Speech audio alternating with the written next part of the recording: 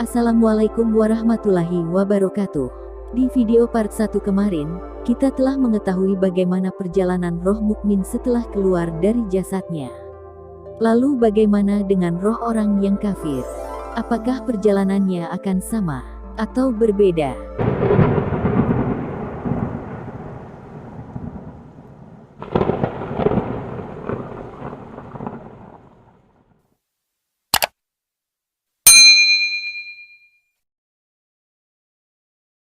Ketika roh orang kafir hendak meninggalkan dunia dan menuju akhirat, turunlah para malaikat dari langit, yang bengis dan keras, wajahnya hitam, dan mereka membawa masuh atau kain yang tidak nyaman digunakan yang berasal dari neraka.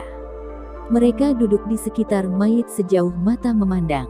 Kemudian datanglah malaikat maut, dan duduk di samping kepala si mayit.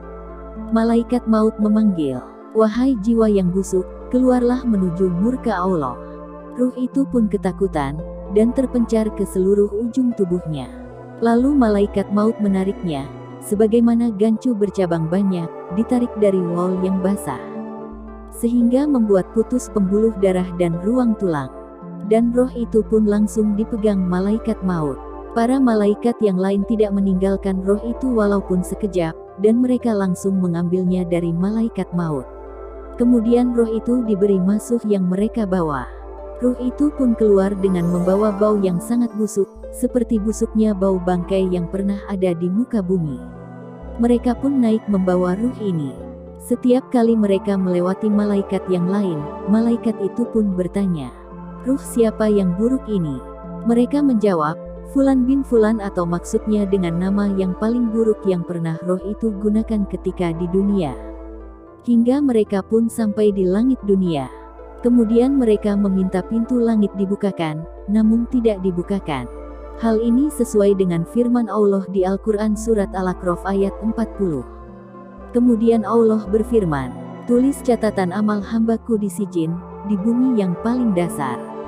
Kemudian dikatakan, "Kembalikan hambaku ke bumi, karena aku telah menjanjikan bahwa dari bumi aku ciptakan mereka, ke bumi aku kembalikan mereka, dan dari bumi aku bangkitkan mereka untuk kedua kalinya." Kemudian ruhnya dilempar hingga jatuh ke jasadnya. Peristiwa ini juga tertulis dalam Al-Quran Surat Al-Hajj ayat 31. Kemudian ruhnya kembali ke jasadnya, sehingga dia mendengar suara sandal orang mengiringi jenazahnya ketika pulang meninggalkan kuburan. Kemudian datanglah dua malaikat yang gertakannya keras. Mereka pun menggertak si mayit dan mendudukkannya. Mereka bertanya, "Siapa Rabbmu?"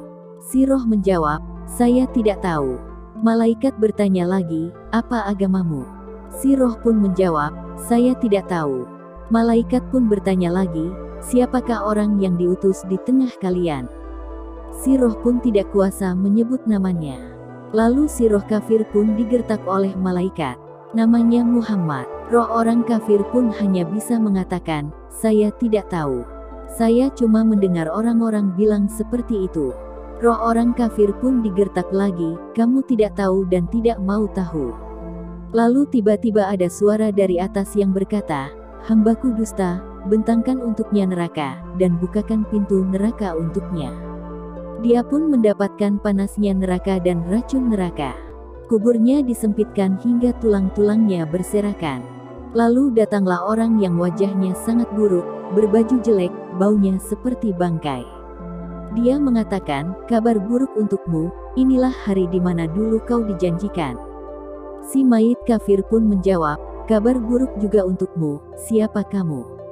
Wajahmu mendatangkan keburukan."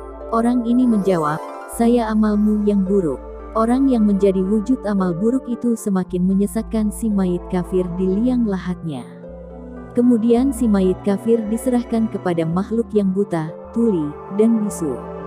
Makhluk itu membawa pentungan, dan andaikan pentungan itu dipukulkan ke gunung, niscaya gunung akan menjadi debu. Kemudian pentungan itu dipukulkan ke mayit kafir, dan dia menjadi debu. Lalu Allah kembalikan seperti semula, dan makhluk itu memukul mayit kafir lagi. Mayit kafir pun berteriak sangat keras, hingga bisa didengar oleh semua makhluk yang ada, kecuali jin dan manusia. Lalu dibukakan untuk roh si kafir neraka dan disampaikan bahwa tempatnya di neraka. Roh kafir pun memohon, "Ya Rab, jangan engkau tegakkan kiamat." Wallahu alam bisawab. Hadis ini diriwayatkan oleh Imam Ahmad nomor 18.543, Abu Daud 4753, Syuaib Al-Arnaud menyatakan, sanadnya sahih. Al-Albani menyatakan hadis ini hadis yang sahih.